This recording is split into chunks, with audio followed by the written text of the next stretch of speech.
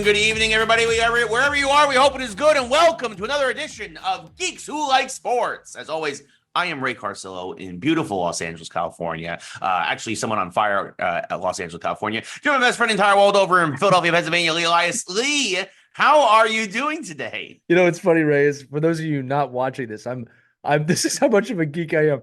I'm floating my mug across the camera, and all I can think about is the opening to Star Trek, the original series, when the Enterprise is flying. Yes. And I'm thinking, how big of a geek am I? Just being like, oh, but that's where my brain goes. Ray, great to be here with you. We're doing a shorter episode because it's going to be July 4th weekend when we release this. Also, I have a place I got to be this afternoon. But that does not excuse us from the DoorDash Dash of the week. This week, we're going quick. We're going to Wawa. Ray, I'm going to set this up for the audience right now. I'm going to the buy. Okay, we're getting producer Caitlin's getting some lunch. I'm getting a snack, getting a little snack wrap with some apple slices. Nice. Standard delivery, Ray, 15 to 25 minutes. Again, The rules of this competition, we're going with what DoorDash says, right? So I'm going to hit the place order button right now. Make sure it's coming to the office. It is. Place order has been selected. It is submitting the order. In a moment, my friends, DoorDash will deliver an accurate time, a window of time, if you will, where this DoorDash order will be delivered. And we will tell you on the show today, did the DoorDash Dash of the week get here on time? Ray, it arrives between 1:35 and 1:45 p.m. That is a variance of 15 to 25 minutes. Yep. All right. I'm not going to put a clock on. It's just, will it arrive at the window that it says? Okay. I'll put a clock on it. Put a clock on it. Ready? And this is it. Wawa is this week's DoorDash of the week. Oh. It kind of worked out there. All right, let's dive in the episode because we got some cool topics. Obviously, the NHL, NBA seasons have concluded, so we have to give our thoughts on that. We've got some interesting Olympic news, and then some really cool UFC news, which we don't talk about. We don't talk about UFC a lot. We have a great show for everybody today. It is a truncated, a DoorDash dashed kind of episode where it is a dashed episode. Yes, this episode will end between the minutes of, we know when it has to end. You don't at home. You just enjoy the episode. Yes, but yes, you're still going to You're still going to get a full dose of geekdom for sure. You will. And again, as Lee mentioned, of course, have a happy and safe 4th of July weekend, everybody. This is out before 4th of July. Happy birthday, America, and many happy returns. Yes. Do not blow off your piece of your body with the fireworks. Do not hold on to them too long, like Jason Pierre-Paul, the former New York Giants and Baltimore Raven and Tampa Bay Buccaneers defensive end. Yes. So be careful out there, be safe, but celebrate responsibly and listen to Geeks Who Like Sports while you're doing it. You can do that. I'm loud. I'm as loud as fireworks, so it works. Oh, that's a good point. Maybe you should come here and sit on my couch and play video games with me. We are approaching the 250th. All right, Emerald. Calm down, Emerald. We're approaching the 250th birthday of America. Not yet, but yes, this is 248. 248 this year. We're getting there. We weren't there for the bicentennial, but we will make it to the 250 mark. Yeah, we were not there for the 76 of 1976. It was just before our time. Just a bit outside. Just about outside, yes. But as Lee mentioned, a lot going on. We're going to kick things off with some hockey and basketball news. We got the free agencies. And Caitlin, producer Caitlin just mentioned we also just passed 250 Geeks episodes. Did we really? Wow. Look at that. High five over the airwaves. And bam! All right, we just flew in across there we got a little ticker here almost on Zoom. It's actually just a chat, but anyway. NBA, NHL free agency. We're going to start off with the NHL. It was also the draft, which I didn't see a ton of surprises come out of the draft. I think Anaheim reached for that kid at number 3, Lee. I forget his name already. As I say, Ray, all of the names we don't remember, we'll know in 5 or 6 years. Absolutely, right? These kids are now obviously going to go down to probably the AHL or some other level below. Yeah, some of them go back to college, some of them go back to their junior team. Some of them are ready right away. They jump in training camp, and then if they're not ready, they go to the A.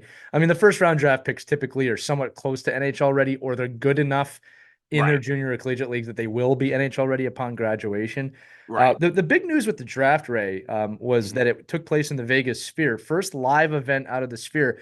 And I got to say, they kind of nailed it. It was completely a new venue. Job. They did a great job. Very, what I would consider futuristic. In the sense of, like, I'm watching this, it almost looked like it was out of a movie, like out of Minority Report or something like that. So they did a really great job.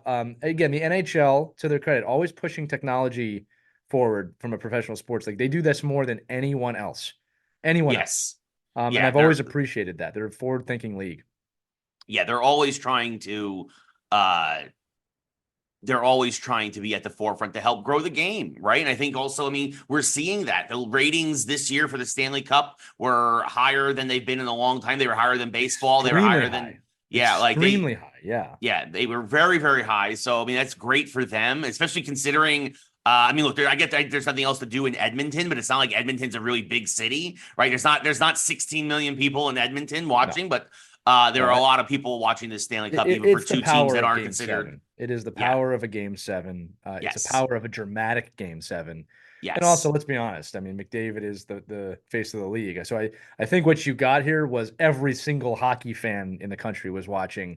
And I think you got a lot of other fans watching. Look, people like Snoop Dogg, Shaquille O'Neal, they're big hockey fans, right? And they've been, Charles Barkley, excuse me, huge hockey fans. And I think that you're seeing the audience roll over. It's also on ESPN, which just lends itself to a larger audience. So NHL making smart moves. Everybody's been criticizing ESPN. Yes, there's a lot to work on there, but it has been it's good to have them back on ESPN when you think about live sporting events in hockey. But yeah, the draft went very well. I did want to give a note to I've been asked this question, Ray, more than I want to admit, but I was asked it so much that I wanted to put it out here. I was asked, why did Utah not get an expansion draft? Because they're not an expansion team. It's just moving one team to another place. They're the Arizona already have Coyotes. A roster of players. Right. You only get an expansion draft if you're a new team. So or an expansion team. So yes, it is the Arizona Coyotes in a new location called the Utah Yeti, although they're not going to say that. But that is why there's no expansion draft. They're just naturally fit into the draft wherever Phoenix was or Arizona was. That's what they have. Yeah, they might have accidentally leaked during the draft that they're going to call themselves the Yeti. Definitely going to be the Yeti. I love their draft pick of TJ Aginla.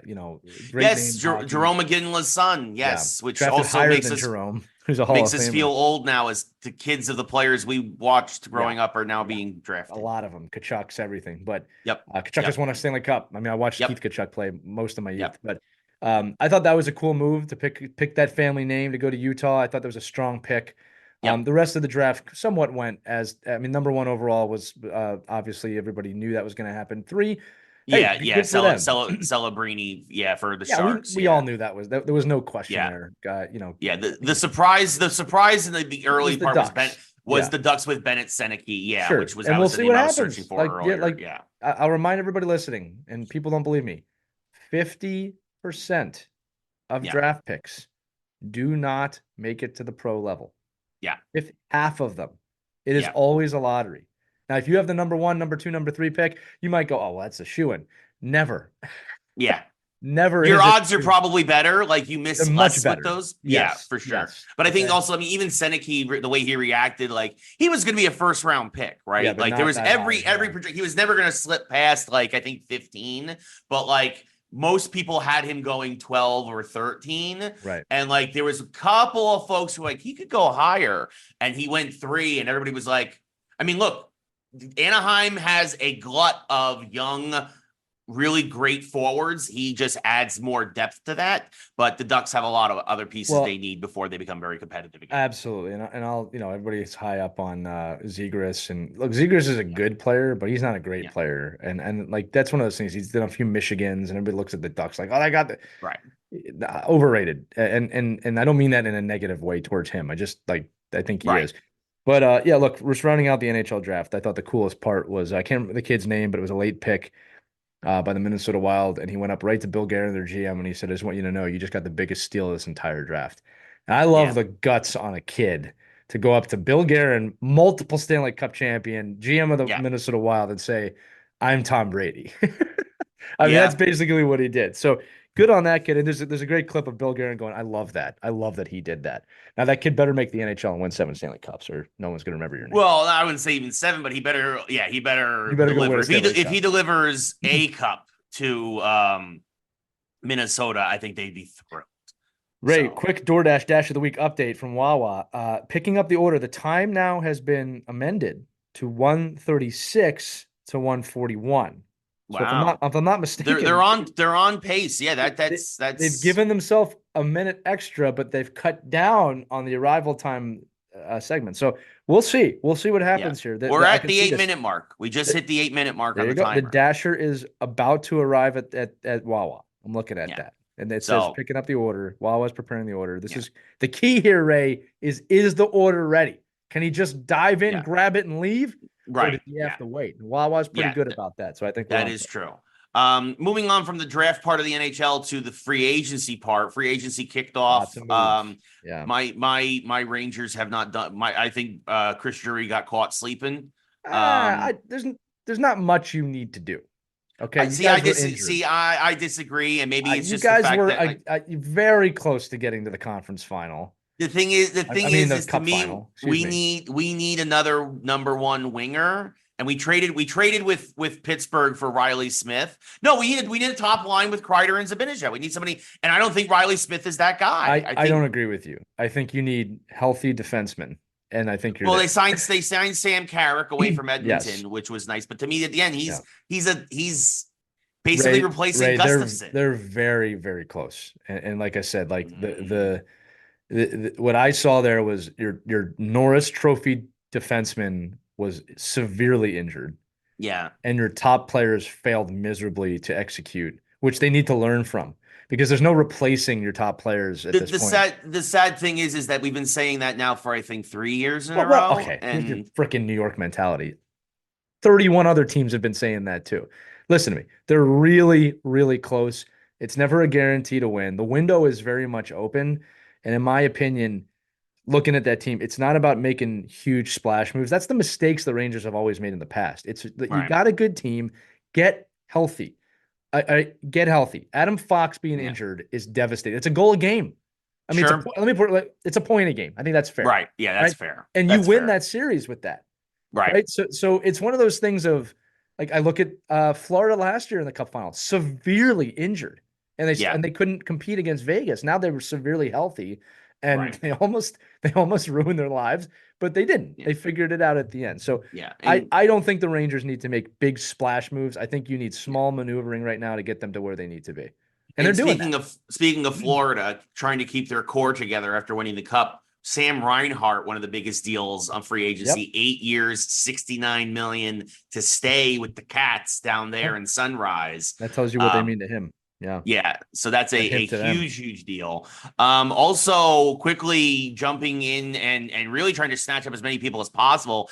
How about Nashville? 3 massive signings right off the bat. Steven Stamkos, Brady Skay, this defenseman from Carolina, whose name I could never say even when he was with Rangers. Formerly Ranger, and Marchessault from Vegas, all joining Nashville in a matter of minutes. Yeah, well, I'll tell you this right now: no one's going to make a bigger splash in the free agency now than that. Okay. Yeah. The other thing too is this: when you look at Nashville and you look at the division they're in the Western Conference, first off, kind of a brilliant move by Stamkos to go there. It's not too far from Tampa, and it's in the other conference. You don't get that typically. You usually have to go across the country, but that's about as close as you can get outside, Carolina. I think that I wouldn't be surprised. I think Nashville might be the closest team to Tampa. I'd have to look at a map. I mean, outside of Florida, outside of Florida, outside of the state of Florida. Apologies.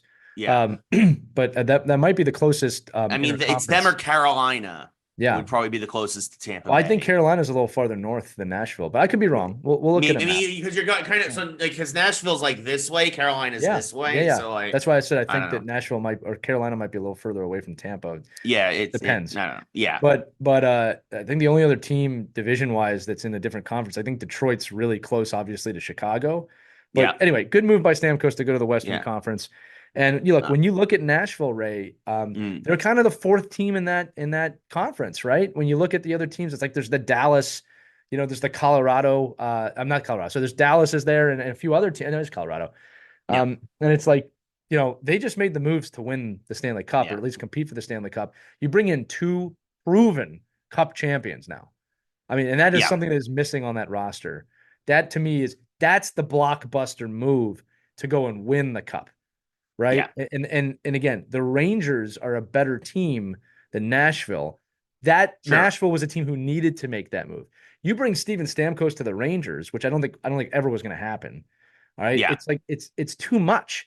You know what I mean? And you're telling Zabinajad and you're telling those guys, you're not good enough. Right. So I like these moves by Nashville. I think it's pretty smart. Nashville, amazing city, amazing hockey city too.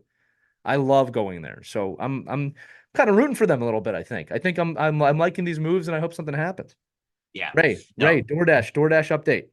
Dasher is leaving with the order. The time now 1:37 to 1:39. They've given themselves a 2-minute variance. Wow. There you go. That's gutsy. Yeah. All right, but he's moving. He's on his way here. Well, there you go. I'm sorry.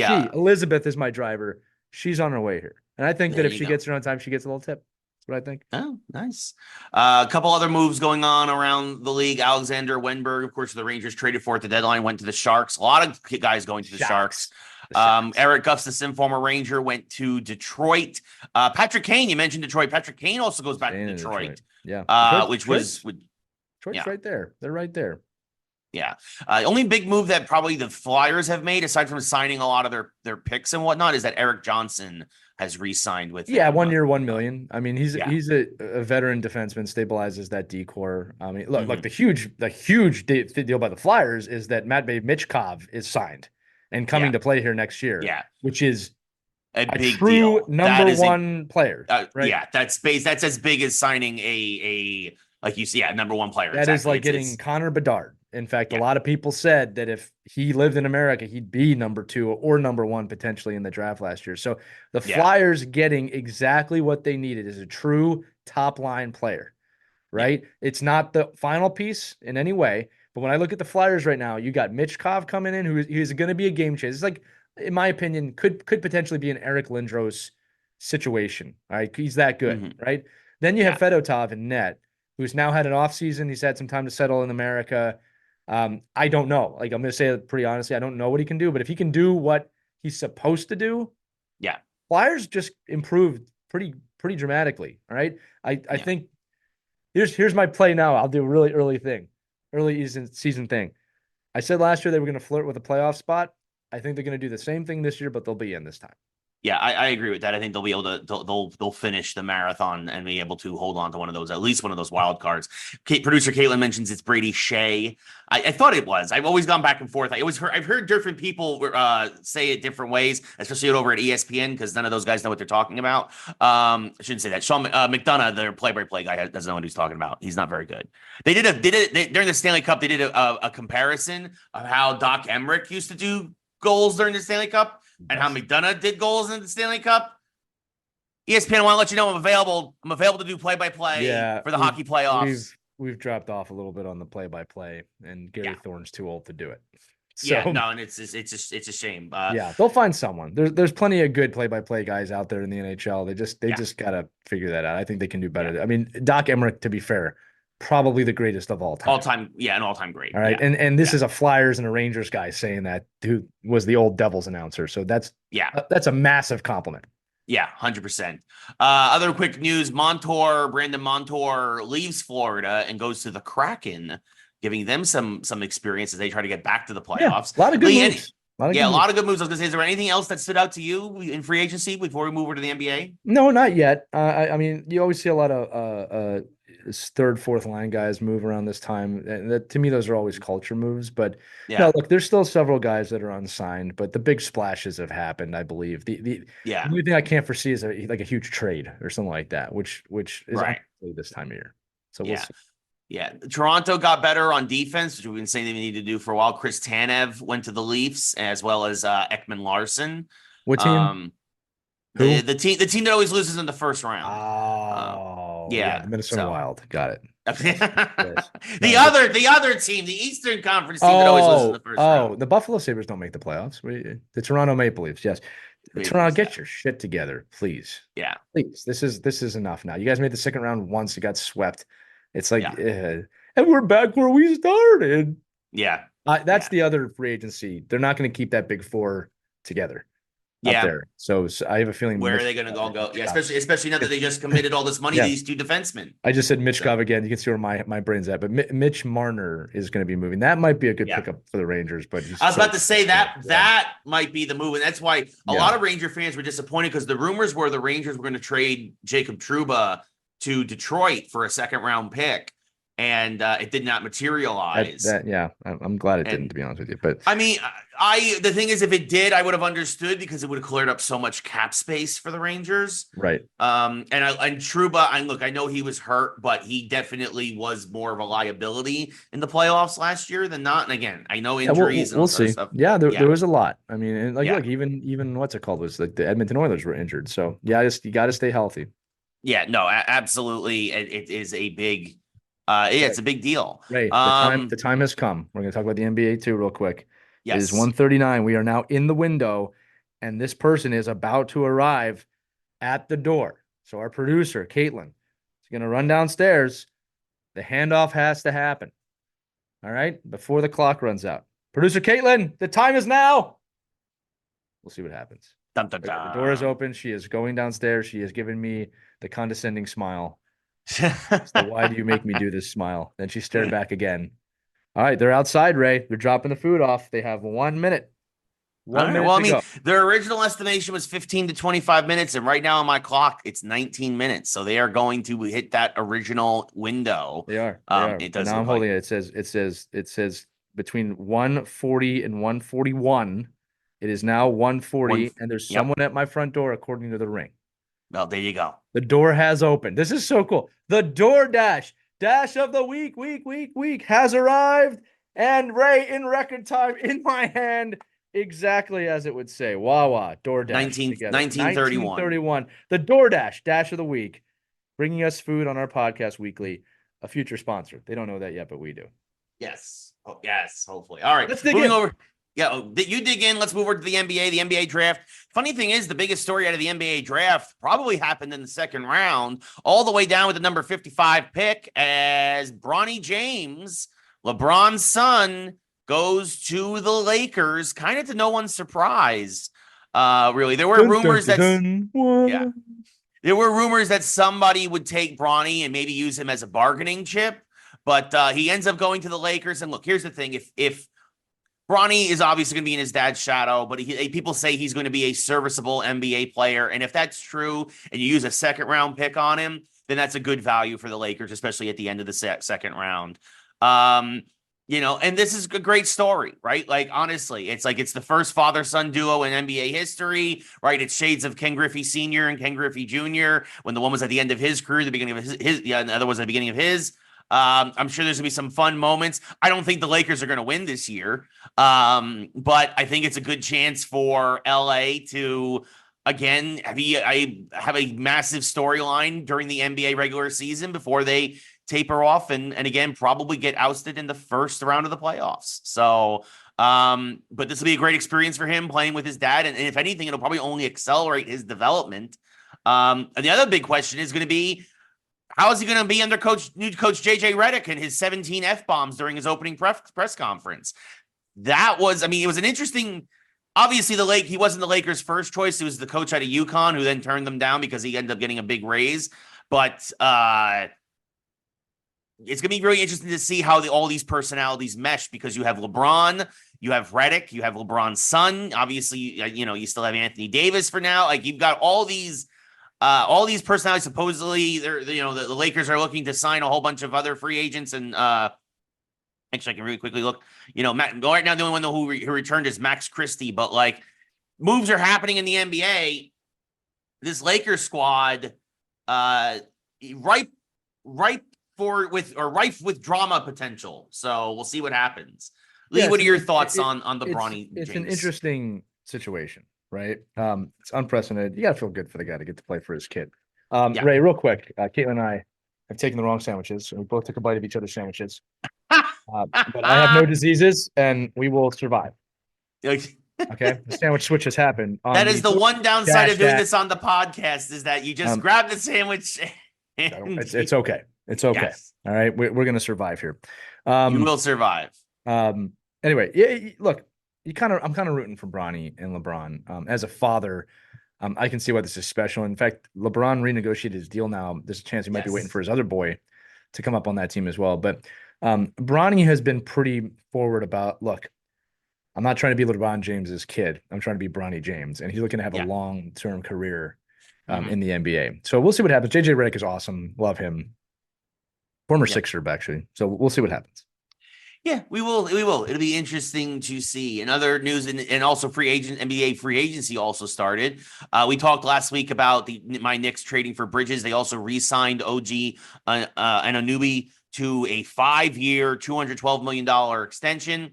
Of course, making that move, the Knicks also are a little bit strapped for cash with the cap, and Isaiah Hartenstein, who really exploded on the scene this year, goes to the Oklahoma City Thunder and gets himself a 3-year deal. I think at almost like $28 million a year or something. Like, really, he got the bag. The dude, as the kids say, he went chump and he change, got that man. bag. Yeah, chump he got change. that bag. Yeah, and I just absolutely, $87 million deal. So for 3 years, according to ESPN. So yes, that's $29 million a year. Yeah, so a big deal there. And Lee, your Sixers have been making massive splashes in free agency, not just extending guys like Tyrese Maxey, but also signing Andre Drummond and Paul George away from the Clippers, who's going to keep James Harden of all people. Lee, what are your thoughts? Trust the process, Ray. That's a big deal to bring in Paul George. It is. Could he be what gets you over the hump? Listen, their window is closing, but still open, and they need to get over the hump. They're good enough, and then something unfortunately always seems to happen at the last moment to hurt us, whether it's Embiid getting hurt or something else happening, or we're running into a really hot team.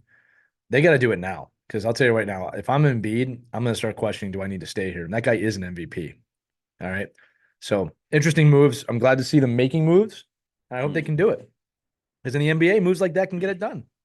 That's it. You bring in the one right player, you can quickly bring a franchise to the next level in the NBA. Other news: the Raptors give him a record deal to Scotty Barnes to keep him on a 5-year deal. Former Knick, who was traded in the regular season to the Raptors, Emmanuel Quickley, also gets a 5-year deal from Toronto. Kevin Love still hanging around, signs a new 2-year deal with the Heat.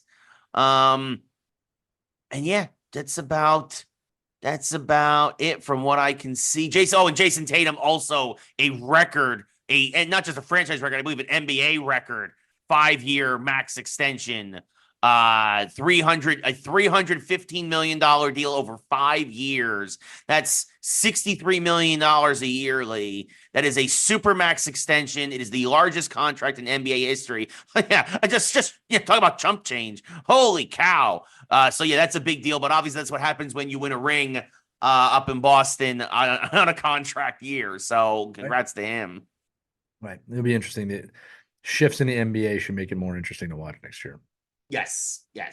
Early power rankings actually have the Celtics still at the top, but the Knicks are actually listed at number 2 after the Bridges trade, which I thought was surprising. Yeah, they're right there, man. You got hurt. It's possible. Yeah, no. Then I mean, we said this obviously while we're doing our playoff analysis. Like if the Knicks had stayed healthy, they would have easily handled. They would have handled the Pacers. They would have been against the Celtics. Yes, and I even picked the Celtics, but at least they would have given the Celtics a series, whereas we knew the Pacers were just going to roll over. Well, I think the decisions that they've made have been based on we knew we should have been here, but we're not good enough to beat the Celtics. So we'll see what happens. Yeah, we absolutely will. Speaking of seeing what happens, we're a couple of weeks from the Olympics starting in Paris. That's going to be interesting. I'm sure we're going to get a lot of stories out of there besides what we've gotten about the U.S. team having to bring air conditioners over to France because they don't believe in them over there. What was funny is the way the article I saw, and there's a lot of them, is like USA defies climate change thing to bring air conditioners. And I was like, go screw yourself. What is that? No. What is that? You're using a little bit more electricity, and now suddenly we're like the U.S. Olympic team is like, America's at it again. It goes, and first off, like we're the only country doing that, right? Other countries are doing that, and it's the summer in Paris. It's not cool. No, it's going to be 90 degrees plus every day, and these guys are going to be out in the sun every day racing and running. I want to give the USOC credit for taking care of our athletes. Yeah. Give me a break. Oh, the climate. In 40, I'll say this, in 4 years when they're out here in LA, everybody's gonna be begging for air conditioning. Yeah, right. No, we should just return the favor. Actually, we've decided that we're gonna pull all the air conditioning units out of every other country's hotels out here in LA. So this way they have to suffer. Like, oh, but this is what you guys wanted. Climate change is always crap. So it's like I'm giving them credit for taking care of their athletes. Yeah. No, for sure. And obviously climate change is a real thing, but I don't believe that the US Olympic team running the air conditioners is what's going to destroy the world. Yeah. So yes, let's not get into it. We're not, we are aligned on that thought. Yes. Yes. Oh my goodness. But anyway, speaking of the Olympics, do you believe in miracles? You know what actually might destroy the world? You know what actually might destroy the world is the rise of AI. And I think it's gonna be led by I think I'm going to call it right now. AI Al Michaels is going to go rogue. He's going to lead an uprising of AI, and he's going to call. Like you just said, he's going to call it a miracle every time he takes over a new place in the world. No, this I don't know if you folks have heard about this. Al Michaels, an AI Al Michaels, has been created by NBC to do personalized Olympic highlights when you tune in at the end of the day on Peacock, if you so choose, and Lee, this sounds like the dumbest freaking thing I've ever heard. What are your thoughts? Let's just break down what it is, okay? They have had the computer. We'll just use that. I'll sound old for today. Like they've had AI analyze Al Michaels' voice, which we know is not a new technology. They can analyze your voice and your speech patterns and recreate it. Okay, right. We've seen this across the board. Amazon Alexa has been doing this for a long time. It's easy to do. And basically the AI, which is not really AI, is that they're going to have the highlights at the end of the day. Yeah. They're going to use the information that comes in, and it's going to output Al Michaels' voice reading, obviously, the highlights. Yeah. AI is taking over. Not really. It's a voice recognition software that's going to read, I'll say, AI-generated copy. All right? Yeah. It's not the end of the world. It's okay. No. I am waiting for its first major flub. However, I think there's going to be interesting. Well, here's the thing: they're not going to let it. They're not going to. This is pre-produced, right? It's not live, right? To my knowledge, so I'm sure it's going to sound fine, and I'm sure people are like, oh my god, do you see what it can do? Now, listen. Here's the deal: Al Michaels is old. This is a guy cashing in on his likeness.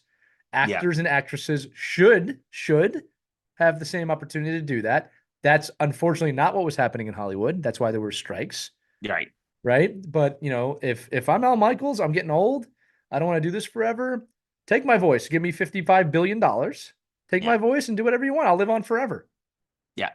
All right. And no new broadcasters will come. And that's the end of broadcast. I mean, no, listen, it's the word I would use to describe this, Ray, for me is I'm very curious about it. Curious what happens. I'm curious how it goes across. Because if it does work, don't you have to bring back John Madden? That's the thing. And like to your point though, you're taking away future jobs. I'm joking, obviously, about the John Madden thing. But yes. Yes and no. All right. I mean, the thing about technological changes, Ray, is that it creates new jobs too. The problem is it also kills jobs. But this is the thing that kills me with the AI argument today. This is nothing new. This has happened throughout history and time immemorial. Technology changes. They stopped using kerosene, and we used light bulbs. The whole industry died because of that. Yeah. Started using automobiles. Not as many horses in the United States as there used to be anymore. All right. Microwaves. I mean, you can go on and on. The internet alone, right? It creates jobs. And again, I think that there's going to be value here too. The one thing is that I do not believe AI is adequate enough to be as creative as the human mind. Not yet. That would be true AI, right? Right now, and someone made this great point. All AI is it can read the entire internet at light speed and regurgitate something. Right. It's not truly AI yet, right? And that's the thing that bugs me about them calling it AI. I mean, that's just what we're calling it, but it's not creating its own things. Yes. Only the human mind has been able to do that. Yes. When they accomplish that, we will call Linda Hamilton, and we will find a place to hide. Well, I was just about to say is that like, and then like the one AI that started to do that, they quickly pulled the plug on because they did. Yeah, they were going, oh no. It was making a language. It was making its own language. We don't know what that means. Dun, Yes. dun, dun, dun, dun. It doesn't. It's nothing good. But at least Skynet will be remember you favorably when the time comes. I will say this to you, Ray. A study did come out not too many years ago that I paid attention to that said with things like Amazon Alexa and talking to Siri on your phone or whatever your Hey Google thing, that you should be polite, because should a time ever come, it's going to know who was nice to them. And what's funny is if you go up to an Alexa and say, hey, Alexa, thank you. Hey, thanks so much for telling me that. And I'm like, you're welcome. Thanks so much for telling me that. You're welcome. I will remember you, Lee. Yeah. And that's why Ray doesn't use Siri or Alexa or any of that stuff. Yeah, that's just you being an old man, dude. I'm not gonna lie to you. I don't just like, get off the lawn. No, I can type it in to Google the same way. Get off my lawn. That's what you sound like when I can type it in. I can't wait to 15 years from now. I can just type it in here on this thing. I don't need to ask Amazon. I don't need to ask. Back in my day, we had typewriters. You know what a typewriter is, Sonny? I remember rotary phones, sir. I had a rotary phone. Yes. And let me tell you something, Ray. It's really comforting being at my kitchen table and just being like, Alexa, what are the lyrics to the Teenage Mutant Ninja Turtles theme song? And she's like, yes, Lee, right away. It's pretty cool. It's like having C-3PO less annoying in your house. Human cyber relationship. That's fair. We're gonna get into that. Great technology. We're gonna get into that turtle lyrics comment, by the way, next week or something. I am just gonna say that things like Alexa and Siri are really great gifts to technology, and they really are just a precursor to robots in your house, walking around, answering questions, making your food. Because I'm gonna say it again, Ray. If I had a robot that could make my food, I would be all for that. In 30 years, remember this. Well, I'll be dead before that. You will not be dead. In 30 years, you're gonna call me and go, Lee. Yes, Ray. The robot won't make my dinner, and I just asked for eggs. Well, did you put eggs? Ray, do you have eggs? I told the robot to get the eggs. Did you tell Ray? Did Ray tell you to get the eggs? No, Ray is mistaken. He has Alzheimer's. Oh, robot, would you please go get the eggs? Yes. Thanks, Ray. Thanks for having me lose my mind in 30 years. Well, I'm not. Yeah, you must suffer. Yeah. I'm just kidding, Ray. You don't lose your mind. You don't. To your credit, you don't know what's going. You don't know what's gone. I have no idea what's going to happen. You're just angry all the time, and your robot, your robot friend, who we'll name Felix for now, all right, is there to take care of you. Robot. Very odd. Yeah, it'd be the odd couple. No, joke aside, I'm gonna be calling my son Logan, the robot. Robot. Get over here, robot. Oh goodness. Get over here. Get over here. The last note. That you would program it to be like, robot, get over here. Yeah. The last note is that, and I think I said this once on the show before, and this is so true. I don't want AI to be creative so I can do my dishes. I want AI to do my dishes so I can be creative. Yes. That is the difference. That all the AI stuff that we have, it really is great. It really is helpful. I want need something to do my dishes. I want Mr. Handy from Fallout, like you said, to do my dishes and cook my meals as I go off and do other stuff. Do the chores, make my bed, vacuum the rug while I go write something. What was the one from the Jetsons? I can't believe I forget her name. Hold on one second, right? Siri, who was the maid on the Jetsons? Rosie. Was it Rose? Yeah, Rosie. Right there. Yeah, look how quick that was. Now, you could have typed it in, Ray. I did type it in. Yes, Alexa was faster than me on Google by scrolling. Yes. This is sick. Hold on one second. Hold on. Siri, thank you so much. This is John Henry hitting iron spikes on the railroad against the machine, man. Yeah, I know. I get it. I know. Embrace it. Embrace the chaos. Anyway, Al Michaels, do you believe in miracles? Because we salute you. Yeah, well, Lee salutes you. Lee salutes you. Yes. I am still very hesitant. I will see. I am in a wait and see approach. We will see how he goes with the Olympics. I will test it out out of curiosity and then probably delete it very quickly. Anyway, final sports topic. This was just a fun thing. I thought this was really fascinating. Again, we're not big UFC guys. Nothing wrong with it or anything. It just I don't want to pay $60 a month for all these pay-per-views and really don't care enough. We have professional wrestling for free. Right. There's way better storylines. I agree. But this was a great story. One of the co-main main event for UFC 303 was supposed to be Brian Ortega versus Diego Lopez. And Brian Ortega, the night before the fight, got a terrible stomach flu, was super sick. He tried to get better as fast as he could. The next day, the doctor said there's no way he can fight. He's going to be crapping all over the octagon. It's, it's not going to. That's not what anybody wants to see. Maybe some people want to see, but not most people don't want to see that. But not if it can be prevented. That's exactly. Yeah. But it was taking place in Vegas, which of course where a lot of UFC events are. It's where one of their bigger gyms are and whatnot, bigger training facilities. And right down the street, another fighter who's in the same weight class, Dan Ige, called up the UFC guys and were like, "Don't cancel the fight. I can fight." And they're like, "Are you sure?" He's like, "Yeah, no, I can do it." They're like, "You've had no prep for Diego. Diego's had no prep for." He's like, "Yeah, but Diego's had no prep for me either." Like, he's like, "This will be a fun thing. This way, you give the people what they paid for. They give them another fight. This was a co-main event bout, right? This was the the penultimate bout of the night. You can't cancel that." So Dan, gets in his car. He drives down to the arena. Is in his fight gear. He gets weighed in. And they're like, "Yeah, you're in the weight class. You're good to go." And they fought. Diego and Dan fought. And they fought to the time limit. They went the distance. The fight went the distance. Now, Diego did win. Diego did have the advantage because he was training for a fight. He was ready to go and whatnot. Not to say Dan wasn't training, but Diego was like in fight training mode.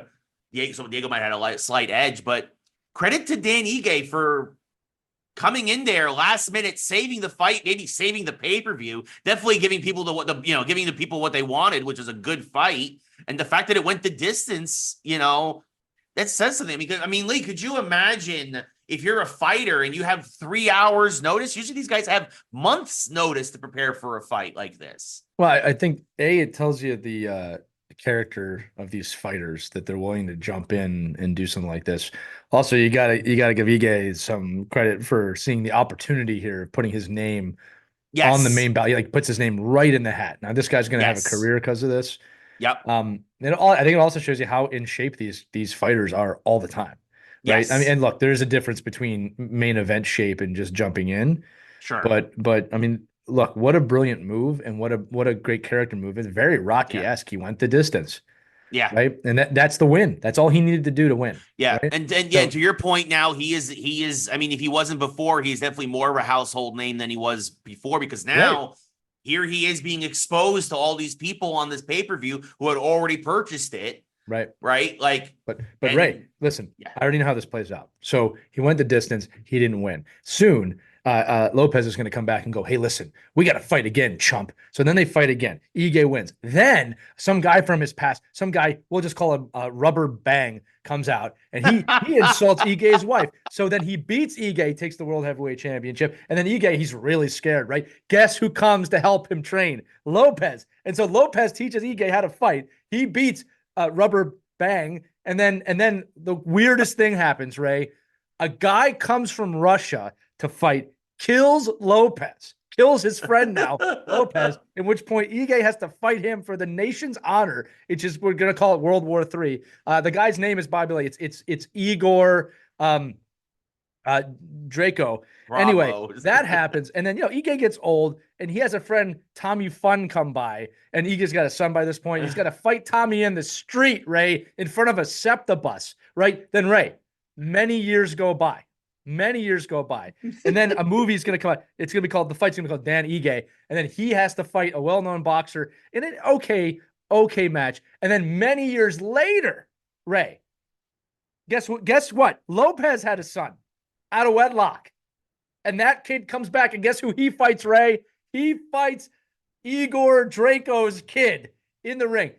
That's what's going to happen. 30 years from now, I've got it all planned out. Then there'll be another fight, which Ige doesn't show up for because of contract negotiations, but they've kind of handed on the baton to Lopez's son, whose name is Cleed at that point. So there you go. That's what's going to happen for the next 30 years. Wow.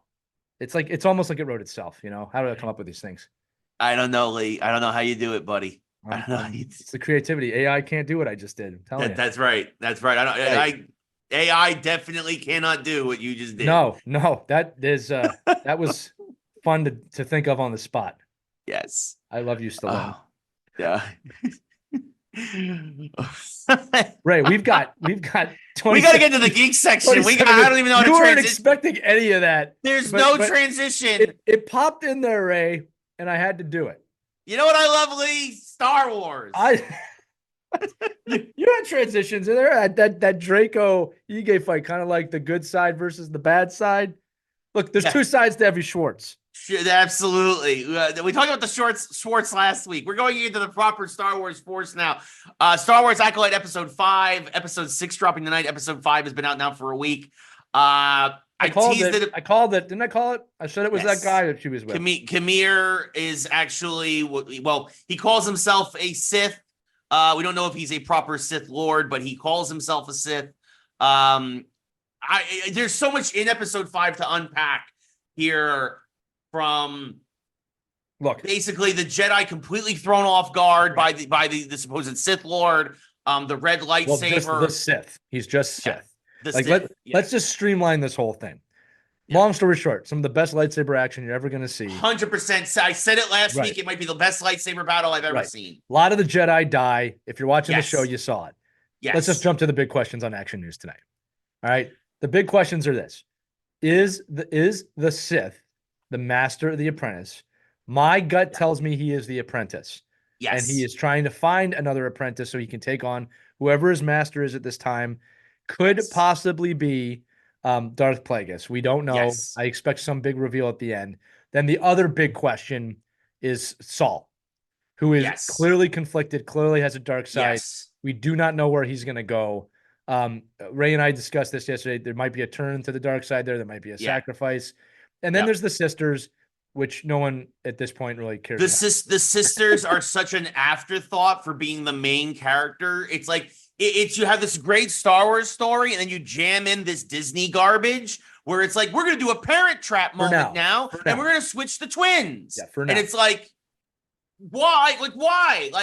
And there's so much there because now May is with Soul.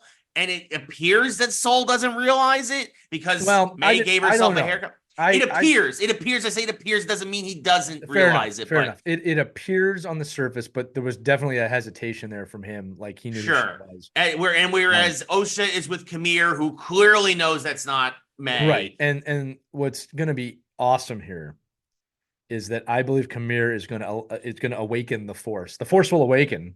Fully awakened in Osha, and then I don't know where it goes from there.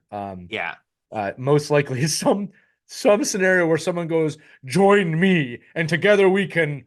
Blah blah blah blah blah blah blah blah. Yeah, but I do like the Force side of this show right now. 100%. And the conflict. From a larger Star Wars canon standpoint, in Episode 1, The Phantom Menace. It's actually Kit who says, they've been gone for a millennia, right? So if they're going to keep that line, they talked about the Sith. Yeah. If they're going to keep that line canon, no one can know about what's happening, which means either, and most likely, everyone will die. Everyone dies. All right. Or something's going to happen where they're out of the Star Wars universe. Right. They go away somewhere else. In a different place, right? There's no need for this to connect to the Mandoverse. I hope they don't try and do that. I don't need that. I don't want that. No. But it's going to be interesting. Look, there's a scenario here where I'm not entirely bought in that Yoda's not going to show up at some point. Yeah. And at least as a cameo. But here's the deal. They've taken careful, and they've hinted this in the show, Ray, that no one can know about what's happening. I forgot her name, the other Jedi Master. So it's very possible that some people do survive. And someone goes, and this just gets swept under the rug. Nobody knows. Yeah, because they never go to the, that's right, because they never go to the council with this. They make a point to be like, we can't tell the council. Go to the council, you can't tell everybody. But it would be kind of interesting if they go to Yoda and he goes, never must anyone know about what happened here. Happened here. Yeah. So I mean, there's a possibility, but so much, like you mentioned, so much happened in this episode. First off, our first on-screen canon use of Cortosis ore.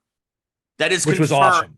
that Commen's gauntlet and helmet is made of cortosis ore. For those who don't know, this is an element from the expanded universe. Yes. It is the first element that was specifically mentioned in the Timothy Zahn expanded universe, that it is resistant to lightsabers and does exactly what we saw. A lightsaber hits cortosis ore, and the lightsaber temporarily short circuits. The blade retracts, and it kind of... So for all of you watching, they're like, why are the lightsabers shutting off? It's because of the helmet the guy was wearing.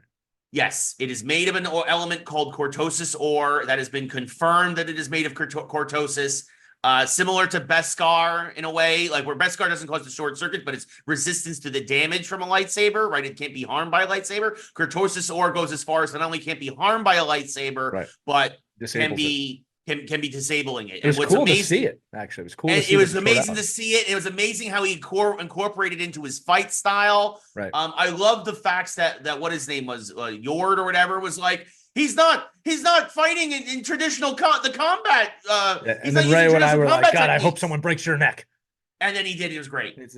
So happy that almost so many people died. The only one I was sad about dying was Jecki. But again, to Lee's point, Soul, they've been teasing that Soul, almost like a Qui-Gon, is resistant to the Jedi teachings, wants to know more, kind of willing to work outside the typical Jedi boundaries that we are seeing here in full effect, very, very strict. And then Soul obviously has an attachment to Osha, obviously has an attachment to May. And you're not supposed to have attachment as a Jedi. Yeah, exactly. Yeah. And obviously has an attachment to Jecki. He's clearly visibly shaken when he finds out she's dead. Which is not normal. Yeah. Right. If anybody, we'll go again, feeding into our theory, if anybody is going to turn, maybe not even fully turn, but walk away from the Jedi and possibly kind of cover this situation up, Soul is the linchpin to this entire thing. Yeah. And again, to Lee's point, I do believe there is going to be a Rule 2 element here where Kamir, much like Vader going to Luke to being like, we can overthrow the Empire together, Kamir looking for Osha or May or Soul, somebody to help him overthrow whoever his master is, and then whether or not they succeed or not, we'll have to see. If Kamir is not part of the Rule of 2, I'm going to have a massive problem with this show. 100%, because the Rule of 2 was established 900 years before this. It is one of the greatest parts of Star Wars. I don't believe they're not going to go that direction. Kamir also has that great line to Saul of, I've embraced my darkness. What have you done with yours? Which means he senses it in him. So I think what's likely to happen, Ray, is that Kamir will be killed, and most likely by Soul, and then Soul will take his place as the apprentice to someone. And I wouldn't be surprised if this season ends with, you don't know who that someone is, but you know that there's another Lord out there. Yeah. I don't know what happens with the twins. I'm interested to see that. You know, what they could potentially do, I wouldn't like this, but I'm just putting it out there, is they could send them to another galaxy to kind of establish the witches in the galaxy that Ahsoka went to. Right. If they wanted to, it wouldn't be the worst ending, but it's not great. I'm interested to see what happens, because the twins are not a dyad in the Force, right? You know, maybe they go to Dathomir. That would be a cool ending. Of they establish the Night Sisters.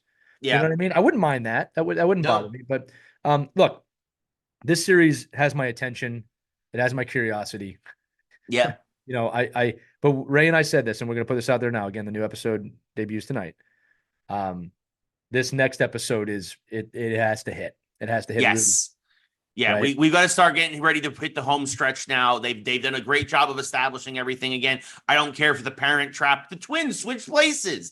That sort of irked me, but overall, very happy with where things are going. If they can stick the landing, right? This can easily come undone. I mean, I don't know. Maybe they go to Dathomir and they find baby Darth Maul or whatever, and then we have a Sith Lord babies spinoff. I just think if they go to Dathomir and establish the Night Sisters, that would be an interesting turn. Sure, absolutely, right? And likely one of them will die. So we'll see what happens. Actually, no, that probably couldn't work. I was going to say, what if one of them was like Darth Maul's mom or something? No, I don't think they're going to bring Maul into this. It's too early. Like it would be Darth Maul's grandparent. You know what I mean? Yeah. So it's like, I don't think they can establish Maul. It only just got me thinking because you mentioned Dathomir, and every time obviously when you think of Dathomir, the most famous Dathomirian, of course, is Darth Maul. Yeah, I think they're going to stay away from that. I'm just saying if they establish the Night Sisters, because like they're dead, right? Like that's the idea of that one episode is all of the witches are dead. Right. So the space witches, yeah. I would not be surprised if Osha is killed and then what's her name? May goes to Dathomir. But look, we'll see. I mean, it's an interesting situation, right? Yeah. It would be more likely that Saul, or if someone becomes a Sith Lord, or the Sith Lord sends them there to establish the Night Sisters. Yeah, that would make sense. But actually, what would be really interesting is if Soul become that'd be too much. I'd say if both Soul and May, or Soul and Osha go to the dark, if both of them go to the dark side, yeah. Well, then they become master and apprentice. Like that's what I'm saying. Like, right? Like if those are the two, because there's also there is that slim possibility that Kamir has already killed his master, and he's just desperately looking. He's just desperately looking to fulfill the rule of two. Yeah, because he even mentioned he's like, I need an acolyte. Yeah, we'll see what happens. I would be surprised if that was what the case was, because it's a cooler reveal if there's another Sith Lord. Oh, absolutely. Again, the hope is and I think this is the thing between us is we're hoping for Plagueis. Yeah, we're hoping to get Plagueis out of this. It's a cool story, Yeah, for sure. I mean, it's last thing is we got to move on, but like, yeah, there's enough time here that you could actually build a young Palpatine into this in the future if you wanted to, and that wouldn't. It's not a bad story. No, if you wanted to end it on Naboo and Sidious Palpatine is a kid, I mean that could work, right? Like his rise to power is pretty fun story. So yeah, we'll see. I think you're talking multiple seasons at this point, but we'll see what happens. Sure. Yeah, I don't know. I don't think they're going to do a second season after this. No, I don't either. It's establishing something though. Absolutely. Well, something we go from multiple seasons now to a spin-off. The Harley Quinn animated series on HBO Max that was, I'll say this, the best jokes in that show end up finding their way to TikTok. And you kind of like the highlights of the show are great, but the in-between moments between the highlights to me aren't enough to make the show as great as a lot of people think it is. I personally thought it was fine. I think the show's fine. People like it because it's edgier than it's like, oh, they made it R-rated. That's what people like. They're not used to that from DC Animation. Well, one of the biggest things that come out of that show, of course, is Kite Man. Hell yeah. And they're doing a spin-off for Kite Man now with Bane. I guess Bane almost has his sidekick, which is funny, weird but funny. But I think my concern is that this is going to be much like Harley Quinn, where I think it's going to be the highlights are going to end up on their way to TikTok, and I don't need to watch the whole show because of that. So, but it's great that they're doing this. It's good to see that universe is expanding. It's good for what's her name? Let's say Kaylee Cuoco and her production company. So good for her. But yeah, I mean, and hey, it's more voiceover work. It's more animation is always good. But as I said last week, the thing I'm most excited for isn't for the Batman universe. Isn't even going to be on Max. It's going to be on Amazon Prime. I'm waiting for Batman Cape Crusader. Yeah, but Kite Man, hell yeah, is coming in August, I believe. Well, and I think this is off the victory that was John Cena as Peacemaker. Yes, to start to understand this. Actually, Ray, I'm gonna if it's okay with you, I'm actually gonna merge this into the next topic if you want to introduce it, because I think that they're congruent with each other. Oh, okay. Well, the next one, this was an interesting thing. This came out a couple of weeks ago. This is a news story that's been a lot of data has been being collected by toy companies and sales and marketing places and whatnot. It's not that surprising. As I kind of put on our notes, dumb people are shocked. But dumb people. Adults, specifically in me and Lee's generation, the 18, we'll say the 21 to 49-year-old demographic. I think it's more 30 plus, but that's all right. Yeah. Are buying, it's now found out to be they are the toy demographic. They are the demographic that is buying more toys than any other demographic right now, even finally surpassing the usually the number one demographic, which is preschoolers. A lot of preschool toys, but adults are buying and spending more money on toys now than any other demographic. And yeah, folks, this is what happens when you don't have houses or kids. So, there's a few things here. Number one is, yes, that's one part of it. Number two is the understanding that not all kids, but action figures are not the main toy of children anymore. All right? They're not. The main toy of children are games. Right. And also, and this is where I'm going to merge them, when they watch television now, it's YouTube. Right. So while kids do watch cartoons and kids do play with toys, not to the extent that we did growing up in the 70s and the 80s and probably the first half of the 90s. Right. So these are now legacy toys, and they're toys that remind us of a different time, which is why we're still buying them and collecting them. Right. I have not seen people our age playing with these toys unless they're playing. No, we keep them all in the box and then put them on display. They're our collectibles. Trophies. Same thing with animation. I think people have finally realized that it's adults watching animation, and you can make it rated R, which has been happening in the Far East for decades. Yes. So yes, if you're smart, you can make it for everybody. Right. Like, if you're smart, like they did with X-Men. But you see why I merged these together. So what's happening is the toys of yesteryear are still very relevant to us. They're very nostalgic to us, very retro to us. I have a Wolverine action figure behind me. So I think they're appealing to our childhood because we are in that buying age and we have the money to buy those toys. Yes. And the truth is this, as a parent of two, I don't remember getting a lot of action figures, and I don't remember being asked to get a lot of action figures. There's different toys. Most of them are games or digital in nature or iPad or apps, right? So I just think the market has completely changed for these toys. Yeah, no, absolutely. And shows. I mean, again, no, for sure. X-Men 97. It's like, that sounds insane. If you even suggest that 15 years ago, it sounds like you're bringing back a show from the 90s. Look how well it did, right? Because they're appealing to the people that love those types of animation. What's going to be weird is what's going to happen in 20 years from now. But again, same reason why they are re-releasing old games now, right? From our childhood. Hey, play this on the Switch. Play this on the Xbox. I am just playing now for the first time. I did System Shock a couple of weeks ago with the 30th anniversary edition. Ubisoft just released the 20th anniversary edition of Beyond Good and Evil, which I did not play the first time around. So I'm playing that now. Expect that review sometime in the next couple of weeks. But it's why you're getting all these anniversary editions, which it's great if somebody is interested in it, that they missed it the first time around or weren't even around. But B, to your point, it's playing to nostalgia. They just remade Super Mario RPG and the Legend of the Seven Stars, right? And that was good games too. Like, let's just be honest, like the classics don't die. Exactly. Good gameplay can last forever. It just needs a new coat of paint sometimes. Yeah. And I would really like Ocarina of Time to come out again, but better.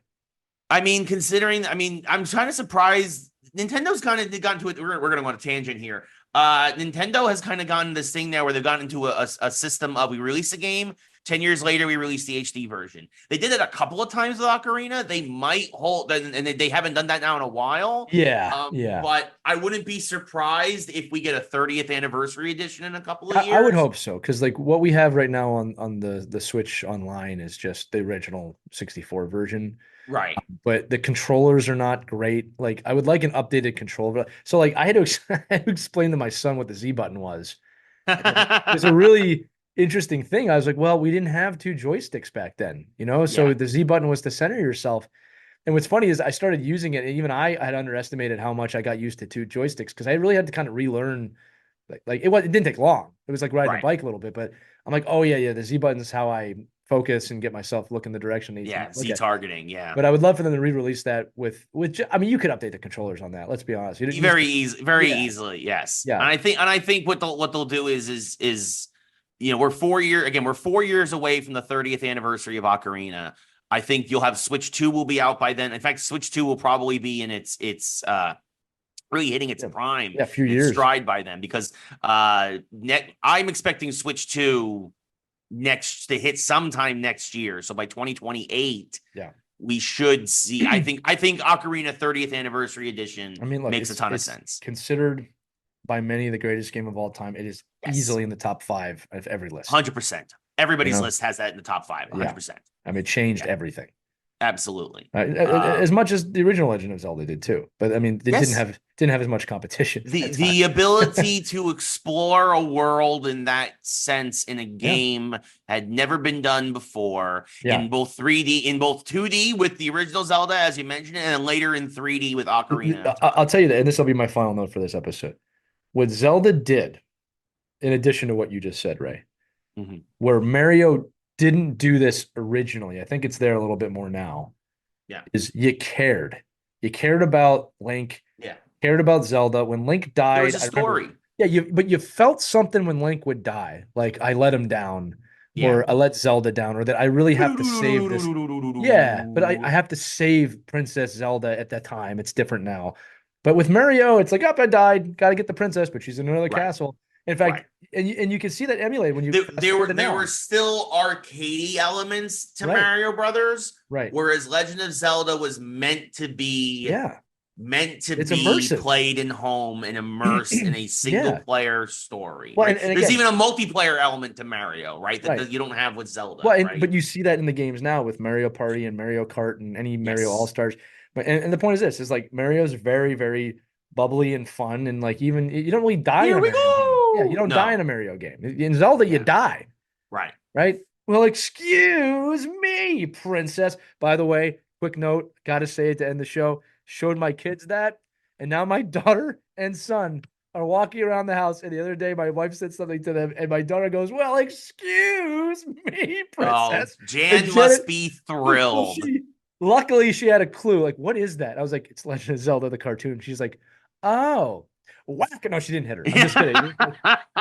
It's just really cute to hear a 7-year-old girl go, "Excuse me, princess." I love that she's doing it more than my son. Anyway, amazing. I did my dad duty. Link, we've got to get the Triforce. Oh gosh, hey, remember when there was one Triforce? Now there's 3 Triforces. Right, I do. Well, actually, there's actually always kind of 2 Triforces, but they kind of never really. They kind of there was 2. In the show, there was 2.